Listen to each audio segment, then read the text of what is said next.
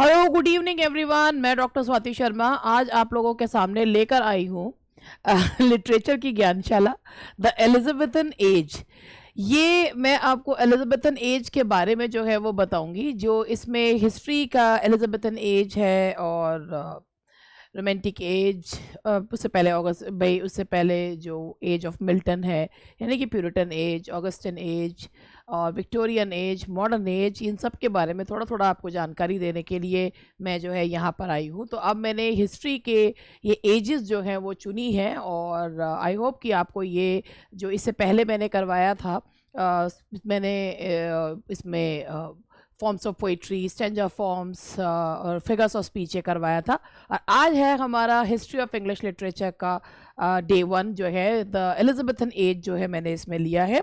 और अब मैं एलिजाबेथन एज आप लोगों को बताऊंगी। उससे पहले मैं आप लोगों को थोड़ा सा ऐड कर दूं कि ये हमने एक लाइव एक्सक्लूसिव प्रैक्टिस बैच लिया है यूपी टीजीटी के टारगेट टेस्ट सीरीज। पीजीटी का भी जल्द ही आ रहा है और इसके जो है वो इसमें रोज लाइव क्लास चलेगी और 1 घंटा की लाइव क्लास है जिसमें जो प्रैक्टिस टेस्ट है। ये मैं आपको एक चीज़ बता दूं कि एक टेस्ट होते हैं जिनमें केवल प्रीवियस ईयर क्वेश्चन सॉल्व करवाए जाते हैं।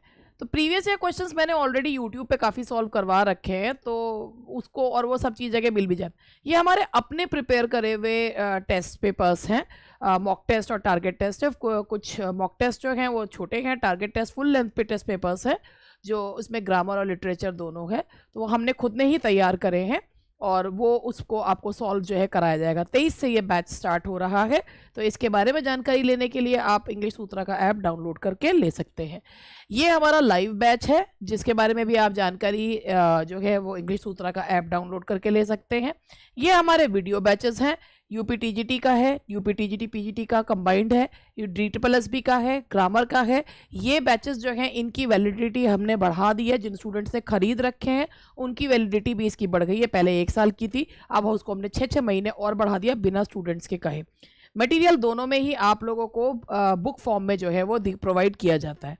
अब देखने वाले क्या करेंगे, पहले ये शुरू का जो है वो हटा देंगे, हमको नहीं देखना ऐड, हम नहीं देखते ऐड, ठीक है, पढ़ाओ पढ़ाओ। तो भैया जो है इसको अब हम जो है पढ़ाने वाला काम कर रही हूँ।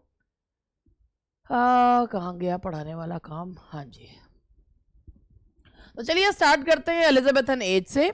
एलिजाबेथन एज के बारे में आपको क्या बताऊं, बहुत भैया ग्लोरियस पीरियड था एलिजाबेथन एज। एलिजाबेथन एज जो है वो सबसे पहले कब से शुरू हुआ? 1558 से, जब क्वीन एलिजाबेथ गद्दी पर आई, और 1603 में जब उनकी मृत्यु हुई और जेम्स फर्स्ट ने थ्रोन को असेंड करा, तो जो है वो एलिजाबेथन एज, ये पूरी एज जो है एलिजाबेथन एज कहला। It is called the golden as of literature. CP snow ने ये टर्म जो है इसे दिया था। एलिजाबेथन एज का नाम जो है वो उनकी रूलिंग मोनार्क क्वीन एलिजाबेथ के नाम पे है, जिन्हें वर्जिन क्वीन भी कहा जाता है। और ये इपोक, ये युग शुरू हुआ था क्वीन एलिजाबेथ ने जब गद्दी पे वो आई थी, और वो आई थी गद्दी पर 1558 में और उनकी मृत्यु हुई थी 1603 में। क्वीन एलिजाबेथ बहुत अच्छी जो है वो, उनके समय में लोग जो हैं, people were happy because of her religious tolerance. लोग खुश थे उनके समय में। वो एक ग्रेट पैट्रन थी। अगर जैसा राजा होगा वैसी ही कला जो है वो और वो सब में देखने को, उसका इम्पैक्ट देखने को मिलता है। She was a great pattern of the arts. वो बहुत ज़्यादा एक पैट्रन, बहुत अच्छी पैट्रन थी। और वो आर्टिस्ट एंड जो परफॉर्मर्स थे उनको पैट्रोनेज दिया करती थी, thus leading to a surge in works of art produce. इसीलिए उस समय में जो आर्ट वर्क हैं वो बहुत ज़्यादा हुए। This is why the period is also referred to as the golden age. ये मैंने आपको बताया, सीपी स्नो ने ये कहा है the golden as of literature because of the flourishing of arts and artist. इस समय आर्ट्स एंड आर्टिस्ट जो है वो खूब तेजी से फले फूले हैं, बहुत तेजी से जो है उसका जो है वो फलना फूलना जो है वो हुआ है उनका। तो इसके साथ इसकी कुछ टाइमलाइन भी है जो मैं आप लोगों को बताना चाहूँगी। और मैं इसका जैसे जो इसके थोड़ा सा टाइमलाइन जो है वो मैं आप लोगों को एक इसमें बताना चाहूँगी। यहाँ से मैं शुरू करती हूँ। देखिए ये टाइमलाइन जो है हम यहाँ से शुरू करते हैं। 1558 का जो समय है तो Mary dies and Queen Elizabeth ascended the throne. Accession of Elizabeth.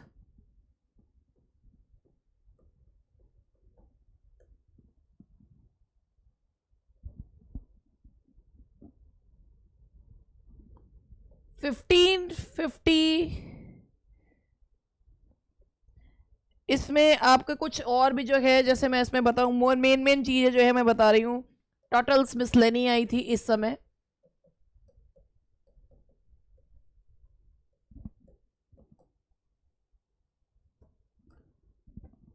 इसी समय में 1557 में Henry Howard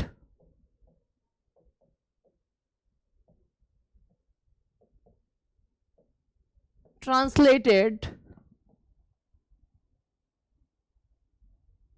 Aeneid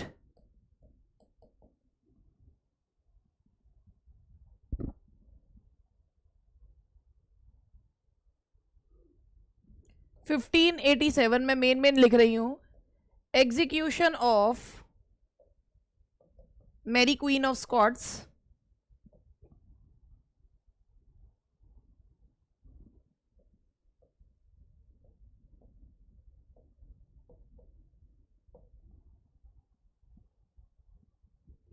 (1588)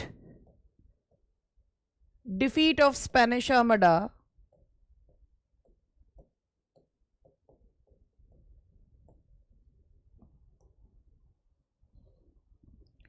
(1592) theaters closed due to plague। ये थोड़ी सी टाइमलाइन है जिसके बारे में मैं आप लोगों को बताना चाहूंगी कि 1558 में इनसे पहले इनकी जो सिस्टर थी मैरी, जिसे ब्लडी मैरी भी कहा जाता है, she was a Catholic and she died, और उनकी जगह क्वीन एलिजाबेथ जो है वो गद्दी पर आई 1557 में। टॉटल्स मिसलेनी सॉन्ग्स एंड जो उसमें सॉन्ग्स एंड सॉनेट्स थे जिसमें यार्ट एंड सरे ने अपना बहुत बड़ा कंट्रीब्यूशन दिया। 1587 execution of Mary Queen of Scots. Mary Queen of Scots कौन थी? She was the mother of James first and she was against Queen Elizabeth and बहुत ज़्यादा जो साजिशें थी वो कराई जाती थी। That's why she was killed by जो है क्वीन एलिजाबेथ। उनको जो है उनकी हत्या जो है वो करवाई गई। इसके बाद queen Elizabeth although she became queen इन 1558, फिर भी लोग जो हैं वो क्वीन को क्वीन जो है वो समझते नहीं थे। भैया औरतों को हर युग में अपने आप को प्रूव जरूर करना पड़ता है, तो इसमें भी क्वीन को जब प्रूव करना था, और इंग्लैंड जो है वो नेवल रूप से बहुत कमजोर था, और queen Elizabeth she wanted support of English people and जो स्पेन था वो नेवल उसमें बहुत ज़्यादा मजबूत था। लेकिन कहते हैं ना कि हिम्मत मर्दा तो मदद खुदा, वही वाली चीज़ क्वीन एलिजाबेथ की जो स्पेन के राजा थे, एक्चुअली वो ब्रदर इन लॉ थे क्वीन एलिजाबेथ के, and he wanted to get married to Queen Elizabeth, मगर उन्होंने जो है उनसे शादी करने से इनकार कर दिया। तो बदला था, 30 साल बाद बदला निकला भैया, और जो है उन्होंने ये आप किसी भी रूप में ले सकते हैं खैर उसको।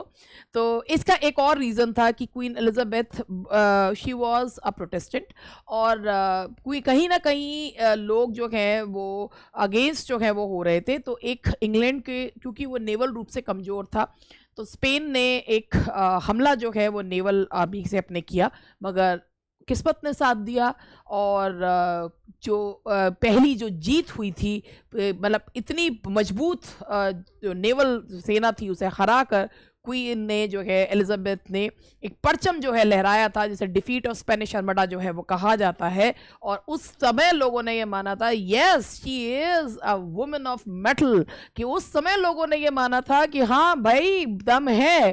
तो वो जो है ये इतिहास में जो है क्वीन एलिजाबेथ आफ्टर 30 years, ठीक है, तो defeat of Spanish armada.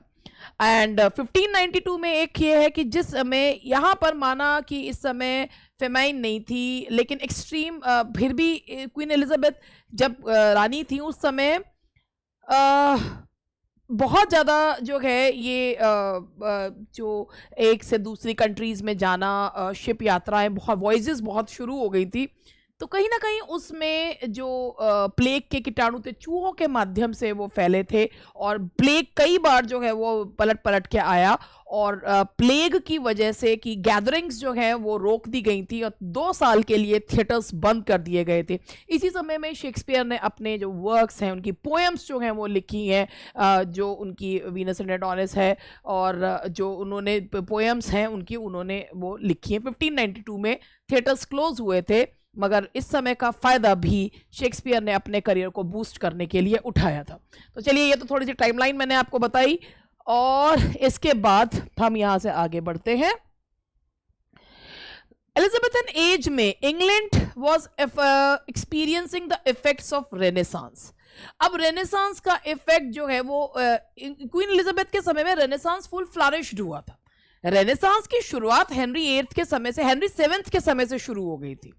Queen Elizabeth के फादर के समय से हो गई थी, लेट आया था, उससे कहीं पहले रेनेसांस इटली में आ चुका था। जब इटली में दम तोड़ चुका था तब वो इंग्लैंड में आया था। तो इससे क्वीन एलिजाबेथ के समय में वो फुल फ्लेज था इंग्लैंड में रेनेसांस, और ये जो इसीलिए इंग्लैंड में रेनेसांस का प्रभाव जो है वो क्वीन एलिजाबेथ के समय में देखने को मिलता है। एंड ये जो है ये एक रेनेसांस, ये मूवमेंट था क्या? रेनेसांस एक फ्रेंच वर्ड है जिसका मतलब है revival. Revival of what? Revival of classical learning. Classical learning, Greek and Latin learning का रिवाइवल था। इसमें लोग, people were just fed up with all the with the PayPal authority and the church authority. जब लोग जो हैं वो परेशान हो चुके थे, वो एक अंधेरी दुनिया में जी रहे थे। और कौन सी अंधेरी दुनिया में? जो एक पोप की बनाई हुई दुनिया थी। वो लोग जो है उनका जो मानना था वो यही था कि दुनिया जो है वो सीमित है, केवल पोप अथॉरिटी में ही सीमित है। रेनेसांस जब इटली में आया तो रेनेसांस अपने सब भाई जो स्कॉलर्स थे, जो जिन्होंने भागकर शरण ली थी और इटली में शरण ली थी, जो क्लासिकल जो ग्रीक राइटर्स थे जिन्होंने शरण ली थी, वो इटली में उन्होंने शरण ली थी। जो कॉन्स्टेंटिनोपल के जितने भी स्कॉलर्स थे उन्होंने वो अपने साथ अपनी मैन्युस्क्रिप्ट्स लाए थे। जब लोगों ने उसे पढ़ा तो उन्होंने सोचा, इटली के लोगों ने, हम तो बहुत पीछे हैं, और उन्होंने क्लासिकल लर्निंग को में जिसमें ह्यूमनिज्म को, यानी कि ह्यूमन बीइंग, जो स्टडी ऑफ ह्यूमन बीइंग है, that it should be the focal point, ना कि थियोलॉजी। तो ये जो मूवमेंट था, यानी कि जो स्पिरिचुअलिज्म, यानी स्पिरिचुअलिज्म नहीं, थियोलॉजी से हटकर ह्यूमन बीइंग पे कंसंट्रेट होना, ये रेनेसांस के दौरान आया। यही मूवमेंट इंग्लैंड में जब आया तो ये मूवमेंट फुल स्वीप में कब आया? क्वीन एलिजाबेथ के समय में। क्वीन एलिजाबेथ के समय में जो फोकल पॉइंट था वो क्या था? Human being. इसी समय पे शेक्सपियर ने जो अपने वर्क्स लिखे हैं, शेक्सपियर रेनेसांस स्पिरिट दिखाते हैं। शेक्सपियर के वर्क्स में अगर जैसे आप जो यूटोपिया है, ये रेनेसांस स्पिरिट को बताती हुई है। तो रेनेसांस जो है वो था क्या? Renaissance which means rebirth. Rebirth किसका? क्लासिकल लर्निंग का। It was seen as a reaction to its classicism. It was seen as a reaction. ये रीबर्थ किसका था? क्लासिसिज्म का, classical Greek and Latin learning का रीबर्थ था। वो रीबर्थ इसलिए कि लोग भूल चुके थे, क्योंकि ये जो लर्निंग्स थी इनमें जो मुख्य पार्ट था, इसमें जो क्लासिकल लर्निंग थी, यानी कि जो ग्रीक एंड लैटिन स्कॉलर्स थे वो थियोलॉजी पे ध्यान नहीं देते थे। वो किस पे देते थे? ह्यूमन बीइंग्स पे। इस समय के जो क्रिएटर्स थे उन्होंने ह्यूमन कंडीशन, इंडिविजुअलिज्म को, थियोलॉजी को नहीं, उन्होंने इंडिविजुअल पे, उन्होंने कहा कि अगर पढ़ना है तो मानव को पढ़ो। और इसीलिए इस समय जो वर्क्स ऑफ आर्ट थे उनमें हमें जो छवि देखने को मिलती है वो किसकी मिलती है? क्लासिकल लिटरेचर की देखने को मिलती है। The renaissance. अब मैं थोड़ा सा आपको रेनेसांस के बारे में भी बताना चाहूंगी, तो मैं आपको रेनेसांस के बारे में बताऊंगी कि renaissance is a French word. Renaissance एक फ्रेंच वर्ड है, रीअवेकनिंग, रिवाइवल, किस चीज का रिवाइवल? क्लासिकल लर्निंग का। क्लासिकल लर्निंग कौन सी होती है? ग्रीक एंड लैटिन लर्निंग को कहा जाता है। ये जो रेनेसांस जो टर्म है, ये टर्म सबसे पहले फ्रेंच हिस्टोरियन जूल्स मिशेलेट ने दिया था। फ्रेंच हिस्टोरियन जूल्स मिशेलेट ने रेनेसांस टर्म जो है वो दिया था, और इसका मतलब ये है कि एक modern world, it means the birth of the modern world out of the dark ages. Dark ages का मतलब है जो थियोलॉजी के बोझ तले दबी हुई थी। और ये जो इंग्लिश रेनेसांस है वो मैंने अभी आपको बताया, it started during the age of Henry seventh. Henry seventh जब ट्यूडर जब जो है भाई जो ट्यूडर वंशावली की शुरुआत हुई थी हेनरी सेवेंथ के साथ, और क्वीन एलिजाबेथ के जाने के बाद ये वंशावली खत्म हो गई थी। तो ये क्वीन हेनरी सेवेंथ गद्दी पर आए थे 1485 में, यानी कि late 15th century the Renaissance started in England.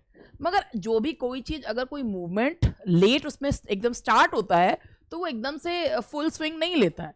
ये स्टार्टिंग कब हुई? 1558 से, ये मतलब जब क्वीन एलिजाबेथ के आने के बाद ये फुल स्विंग में जो है वो आ गए। अब revival of classical learning is known as humanism. ये human revival of classical learning is known as humanism. Humanism का मतलब क्या होता है? Focal point is human being, not theology. कुछ फैक्टर्स थे जिसकी वजह से रेनेसांस जो आया था। फैक्टर्स में ह्यूमनिज्म है, new geographical discoveries, invention of printing press, ये बहुत बड़ी होती है। कैक्सटन के द्वारा प्रिंटिंग प्रेस इंग्लैंड में जब आई थी। अब आप सोचेंगे प्रिंटिंग प्रेस से कैसे जो है वो रेनेसांस आया? भाई पहले किताबें पढ़ने का अधिकार कुछ विशेष वर्ग को था। कैक्सटन के द्वारा प्रिंटिंग प्रेस लाने से किताबें जो हैं वो हर हाथ में गई, और जब ज्ञान का उदय होगा तो लोग जो हैं वो जो अज्ञान के अंधकार को हटाएंगे, और वो अज्ञान का अंधकार किसका था? थियोलॉजी का, जो पोप ने कर रखा था। जब किताबें पढ़ने लगे लोग तो नई जब क्लासिकल लर्निंग के बारे में उन्हें पता चला कि the study of Mankind is man. अगर मानव के बारे में जानना है तो मानव को पढ़ो, ना कि जो है वो धर्म के बारे में पढ़ो। तो बहुत सारे फैक्टर्स थे, ज्योग्राफिकल डिस्कवरीज थी, इन्वेंशंस थे, प्रिंटिंग प्रेस थी, एंड रेनेसांस जो इंग्लैंड में हुआ, और इसमें रेनेसांस ने इंग्लैंड में सेंसुअसनेस एंड ब्यूटी के कॉन्सेप्ट को जो है वो जन्म दिया। और इसके जो रेनेसांस से को छूती हुई जो बुक्स हैं मैं उनके बारे में बताऊं, जो इसमें जो ट्रू स्पिरिट दिखाती है रेनेसांस की, दैट इज मोरेज, टॉमस मोरेज यूटोपिया।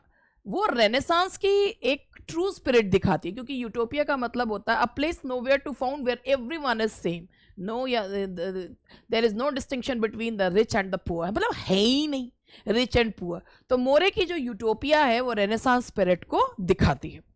और इसके साथ ही ये जो मैंने कुछ बीच में रेनेसांस का आपको इंट्रोडक्शन जो है वो दिया। आप रेनेसांस की जो स्पिरिट दिखाने वाले जो आर्टिस्ट हैं वो कौन कौन है? The Renaissance spurred artist to create great work of art and had a significant influence on the ideologies and products of painting. Renaissance spirit जो मैंने अभी आपको बताया कि 1485 में हेनरी सेवेंथ के आने के बाद रेनेसांस की शुरुआत हुई, डिस्कवरीज, प्रिंटिंग प्रेस और ह्यूमनिज्म, इन सब से जो धर्म की तरफ चीजें थी वो सीधा कहाँ शिफ्ट हो गई? पेंटिंग में, ब्यूटी, सेंसुअसनेस और आर्ट एंड कल्चर, ड्रामाज, इनमें वो रेनेसांस स्पिरिट जो है वो दिखने लगी। एंड फिगर्स जो लोग रेनेसांस स्पिरिट को दिखाते हैं, किड यानी कि जितने भी जो यूनिवर्सिटी विट्स हैं, Francis Bacon, William Shakespeare, Edmund Spenser, महान writers, and they show the spirit of renaissance, यानी कि लिबरेशन जो है उन्होंने दिखाया। Liberation from what? That religious foundation. With the growing wealth and status of the English population as a result of the flourishing golden age and the English Renaissance, Queen Elizabeth I was regarded highly by her subject. Queen Elizabeth के आने के बाद बहुत तेजी से England में तरक्की हुई, बहुत ज़्यादा उनको सम्मान जो है वो मिलता था। उन्होंने अपनी जो इमेज बना रखी थी, she was a devoted queen and she was called the virgin queen because she didn't get married. And अब कुछ कैरेक्टरिस्टिक्स लेते हैं एलिजाबेथन एज के। The Elizabethan as is marked by numerous religious, social, political and economic shifts. बहुत सारे changes जो हैं वो उसमें हुए। अगर हम रिलीजियस बैकग्राउंड की बात करें, क्वीन एलिजाबेथ के जो फादर थे हेनरी एट्थ जो है वो हेनरी एट्थ ने he wanted to get married again. तो उन्होंने जो है सबसे पहले ही सेपरेटेड फ्रॉम कैथलिक चर्च। उनकी पहली पत्नी से जो बेटी थी that was Mary, she was a Catholic, a staunch Catholic, और वो चर्च ऑफ इंग्लैंड से सेपरेट हुए। उनकी दूसरी वाइफ से एलिजाबेथ का जन्म हुआ, शी वाज अ प्रोटेस्टेंट।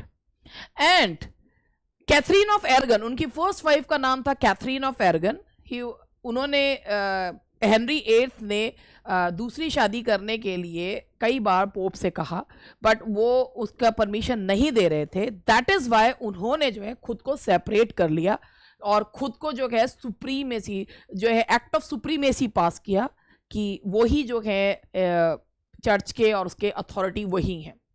और इस तरीके से उन्होंने जो है दूसरी शादी करी, फिर तीसरी शादी करी।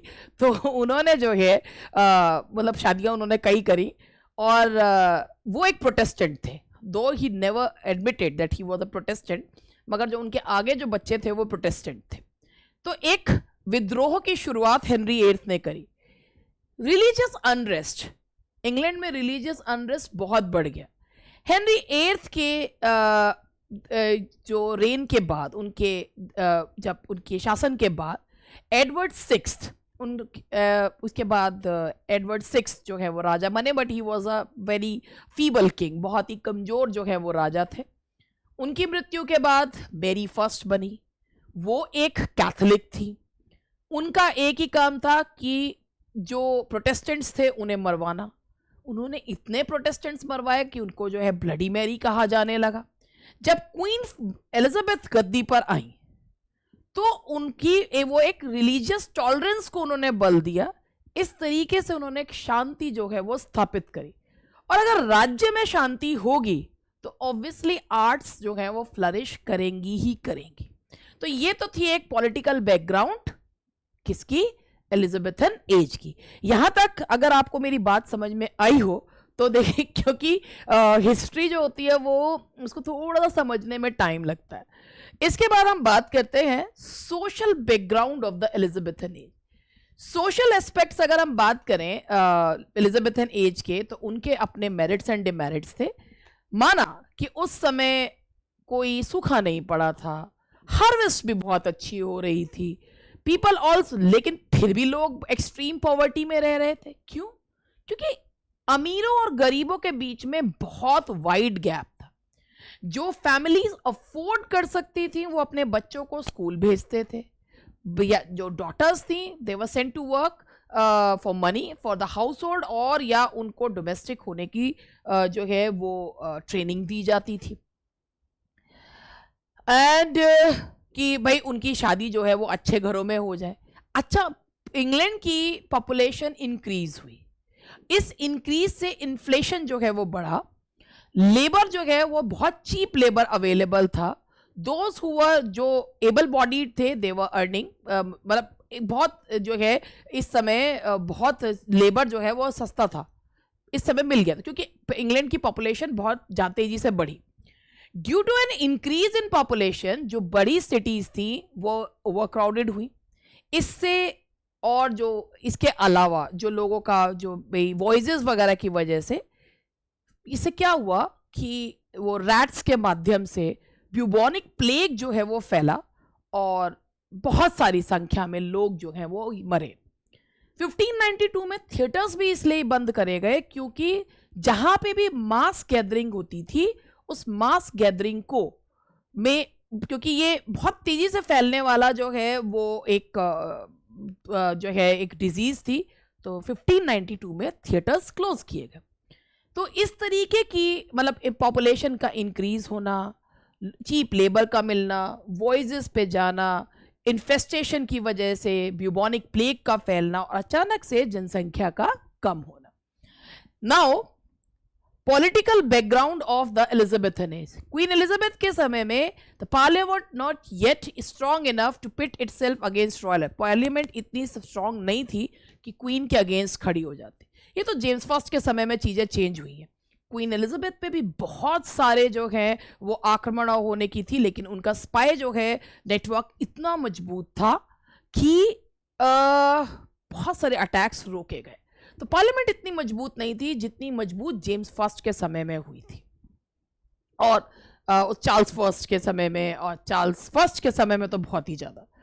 Queen Elizabeth first army and naval fleet, इसके अलावा क्वीन एलिजाबेथ की जो आर्मी थी नेवल वे वजह में वो इतनी पावरफुल ना होने के बावजूद भी, just because of courage of that queen, उस क्वीन के करेज की वजह से इतनी जो है पावरफुल आर्मी, स्पेनिश आर्मी जो थी, नेवल फ्लीट थी, उसको हराया था क्वीन एलिजाबेथ ने। और क्वीन एलिजाबेथ को तब लोगों ने स्वीकार किया था कि यस शी हैज समथिंग। ये पीरियड में पॉलिटिकल एक्सपेंशन एंड एक्सप्लोरेशन और जो वॉइसेस थे वो बहुत ज़्यादा बढ़ गई थी। अब इसके जो हम कुछ मेन राइटर्स हैं वो हम ले रहे हैं। जैसे हमारे पहले जो राइटर्स हैं, वो राइटर हैं इसमें वो विलियम शेक्सपियर हैं, जो अपनी इस एज को रिप्रेजेंट करते हैं। विलियम शेक्सपियर को बार्ड ऑफ एवॉन कहा जाता है, bard of Stratford, bard of Avon कहते हैं। बार्ड मतलब सिंगर ऑफ एवॉन, क्योंकि वो स्ट्रैटफोर्ड अपॉन एवॉन से उनका जो जन्म है वहाँ हुआ। उनको उन्होंने 37 प्लेज लिखे हैं, या 39 है क्योंकि उनके लॉस्ट प्लेज को भी इसमें काउंट कर लिया। वैसे तो 40 कहे जाते हैं, but approximately he wrote 37 plays, क्योंकि जो उनका टू जेंटलमैन ऑफ वेरोना है वो भी ये माना जाता है कि उनका लिखा हुआ प्ले नहीं है। तो लगभग उन्होंने मतलब 39-40 के लगभग लिखे, लेकिन जो हम मानते हैं वो 37 प्लेज मानते हैं। 154 सॉनेट्स लिखे उन्होंने, पोएम्स लिखी। शेक्सपियर ने अपने करियर को पूरा बूस्ट करा है उन्होंने, जब वो जब प्लेग फैला, थिएटर्स बंद हुए, तब भी शेक्सपियर ने लिखना जो है वो नहीं छोड़ा। William Shakespeare often performed as supporting, William Shakespeare ने कुछ वर्क्स में, कुछ प्लेज में एक सपोर्टिंग एक्टर का रोल भी निभाया, जैसे अपने उसमें डंकन का रोल निभाया है। एज यू लाइक इट में उन्होंने जो है वो एक सर्वेंट का रोल निभाया है, और इसके अलावा हैमलेट में घोस्ट की भूमिका निभाई है। बेन जॉनसन के प्लेज में उन्होंने पार्ट प्ले करा है। वो जो है ग्लोब थिएटर में एक जो है वो उसके हिस्सेदार थे, और ब्लैकफ्रायर्स थिएटर में। और क्वीन एलिजाबेथ के इसके अलावा जिस ड्रामा कंपनी के साथ वो जुड़े हुए थे, पहले उसका नाम था लॉर्ड चैम्बरलिन्स मेन, और फिर उसके बाद जेम्स फर्स्ट के आने के बाद किंग्स मेन जो है वो हो गया था। और क्वीन एलिजाबेथ के समय में शेक्सपियर को पैट्रोनेज तो मिलती थी क्वीन शेक्सपियर को, और शेक्सपियर ने अपने करियर में, शेक्सपियर के जो वर्क्स हैं वो true spirit of Renaissance, that sensuousness, that revival of learning, उसको वो पूरा दिखाते हैं। अगर आप शेक्सपियर के प्लेस को पढ़ते हैं तो शेक्सपियर के प्लेस उस ट्रू रेनेसांस स्पिरिट को दिखाते हुए, क्योंकि उसमें उन्होंने थियोलॉजी या उसको नहीं दिखाया, माना उनके वर्क्स इंस्पायर्ड हुआ करते थे, मगर उन्होंने ट्रू रेनेसांस स्पिरिट को जो है अपने प्लेज में दिखाया। शेक्सपियर ने बहुत सारे इंग्लिश वर्ड्स को कॉइन किया है, और ये तो है ही कि वो जो है जो है उनके जितना उनकी तारीफ में कहा जाए उतना कम ही है। इसके बाद let's talk about Ben Jonson. He was the first unofficial poet laureate. Unofficial इसलिए क्योंकि उनको जेम्स फर्स्ट के द्वारा पेंशन जो है वो दी गई थी। ऑफिशियल पोएट लॉरिएट तो ड्राइडन थे, लेकिन he was the first unofficial poet laureate. Ben Jonson का इंग्लिश पोइट्री और थिएटर पे एक बहुत इन्फ्लुएंस है। He is known as the father of comedy of humours. Comedy of humour का मतलब क्या होता है, चलिए ये देखते हैं। Comedy of humour typically focuses on one or more characters, particularly highlighting their humor or shift in temperament. Comedy of humour में ह्यूमर यानी कि मॉइस्चर जो होता है उस पर काम किया जाता है, कि yellow bile, black bile, flame, blood, जिसके अंदर जिस चीज की मात्रा ज्यादा होती है उसका टेम्परामेंट उसी तरीके का होता है। तो उन्होंने every man in his humour, every man out of his humour, उन्होंने इसी पर एपिसीन, उन्होंने इसी ह्यूमर पर ही उन्होंने ये वर्क्स जो हैं वो लिखे हैं और इसीलिए उन्हें father of comedy of humour कहा जाता है। Jonson is identified by some as the first poet laureate. मैंने आपको बताया ये अनऑफिशियल पोएट लॉरिएट थे क्योंकि इन्हें जो है पेंशन दी गई थी जेम्स फर्स्ट के द्वारा। Ben Jonson's work was influenced by his social, cultural and political engagements. Johnson was well acquainted with Shakespeare, दोनों कंटेम्प्रेरी थे। कंटेम्प्रेरी होने के बावजूद भी जॉनसन को जो है वो जो शेक्सपियर है वो एलिजाबेथन राइटर कहलाते हैं और ये जेकोबियन राइटर जो है कहलाते हैं। क्यों कहलाते हैं? क्योंकि इनको जेम्स फर्स्ट के द्वारा पैट्रोनेज जो है वो दी गई थी।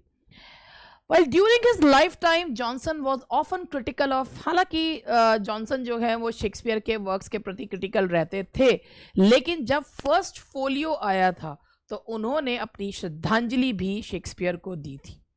फर्स्ट फोलियो क्या था? शेक्सपियर की मृत्यु के बाद फर्स्ट फोलियो जो है वो निकाला गया था एंड दैट वाज वो उनके 36 प्लेस को जो उनके फेलो एक्टर्स थे that were Heminges and Condell, उन्होंने इनका फर्स्ट फोलियो जो है वो निकाला था। एंड बेन जॉनसन के द्वारा जो और वर्क्स हैं वो है Alchemist, Volpone and his fall, Mortimer his fall. ये कुछ ही इसमें राइटर्स हमने लिए हैं। अब जैसे हमारे नेक्स्ट राइटर हमने लिए क्रिस्टोफर मार्लो। हर एक का अपना अपना एक अलग जो है वो पहचान है। जैसे शेक्सपियर रेनेसांस स्पिरिट को दिखाते हैं, Ben Jonson father of comedy of humour, Christopher Marlowe इन्होंने सिर्फ ट्रेजेडीज ही लिखी and he is known for his mighty line. इन्होंने इनके हाथ में जो ब्लैंक वर्स को इन्होंने इतना खूबसूरत बनाया कि बेन जॉनसन कहने को मजबूर है Marlowe's mighty line. Christopher Marlowe was a contemporary of Johnson and Shakespeare and a prolific poet and playwright. ये यूनिवर्सिटी विट्स थे, इनको फॉलो किया करते थे जो है शेक्सपियर, इनके वर्क्स में देखने को मिलता है। इन्होंने he is first known for his translation of Goethe's Tale of Dr. Faust, which Marlowe titled The Tragical। ये वाला पॉइंट मैं इसको नहीं ले रही हूँ। Marlowe employed the blank verse to compose his work। Marlowe ने blank verse को जो है वो यूज किया है, blank verse को, और इन्होंने popularizing the form in the Elizabethan age, ये blank verse को उन्होंने यूज किया। His works include Tamburlaine the Great, The Jew of Malta, Dido, the Queen of Carthage. Marlowe's untimely death at the age of 29 is a matter of debate among scholars. Marlowe के बारे में कहा जाता है कि वो एक छोटी मोटी लड़ाई के दौरान उनकी मृत्यु जो है वो हो गई थी, और ये कहते हैं कि Marlowe was killed by a spy in the Privy Council, कि उनको जो है उनकी हत्या करवाई गई थी। ब्लैंक वर्स क्या होती है? ब्लैंक वर्स का मतलब होता है एक लाइन जिसमें आयम्बिक पेंटामीटर होता है, आवाज 10 सिलेबल्स, आवाज पहले गिरेगी फिर उठेगी, गिरेगी फिर उठेगी, लेकिन राइम स्कीम नहीं होती, उसे ब्लैंक वर्स कहा जाता है। An iamb is a metrical foot consisting of an unstressed syllable followed by a stressed syllable. Iambic pentameter क्या होता है? पेंटामीटर मतलब 10 सिलेबल्स। आयम क्या होता है? आवाज का पहले गिरना फिर उठना, दैट इज आयम। Now let's talk about Edmund Spenser. Edmund Spenser is most famous for his epic poem The Fairy Queen। Edmund Spenser भी रेनेसांस एंड की जो स्पिरिट है वो दिखाते हैं, और इन्होंने एक ये एपिक लिखना चाहते थे but he couldn't complete it. इन्होंने लिखा फेरी क्वीन, जिसमें उन्होंने फेरी क्वीन में फेरी क्वीन जो है वो उन्होंने क्वीन एलिजाबेथ को दिखाया है, और the poem celebrates the Tudor dynasty and was widely red at the time of publication. ये उन्होंने क्वीन एलिजाबेथ को ही डेडिकेट करके लिखी थी। एडमंड स्पेंसर ने इस फेरी क्वीन में स्पेंसेरियन स्टेंजा का प्रयोग करा। स्पेंसेरियन स्टेंजा क्या है? That's a 9 line stanza The Spencerian stanza is composed of lines written in the iambic pentameter and the final line of the stanza written in iambic hexameter. यानी कि 9 line का stanza, पहली 8 lines iambic pentameter में और last line जो होती है वो एलेक्जेंड्रीन कहलाती है, जिसमें 12 सिलेबल्स होते हैं. 12 सिलेबल्स 6 टाइम्स आएगा. The rhyme scheme of the Spencerian stanza is A B A B B C B C C. तो ये जो है राइम्स मतलब स्पेंसेरियन स्टेंजा जो ये 9 लाइन का स्टेंजा होता है और फेरी क्वीन जो है वो स्पेंसेरियन स्टेंजा में लिखी गई है. So the Spenserian sonnet is 14. ये नो यस दैट्स इट. बस इतना ही था ये इसमें कि जो आप लोगों का एलिजाबेथन एज के बारे में थोड़ा सा मैंने बताया है और इसके क्वेश्चंस जो हैं we will discuss tomorrow. I hope कि ये थोड़ा सा जो मैंने आपको एलिजाबेथन एज के बारे में बताया ये कुछ रोशनी और प्रकाश जो है वो डाल सके. तो दैट्स ऑल फॉर टुडे. मिलते हैं कल क्वेश्चंस के साथ एलिजाबेथन एज के.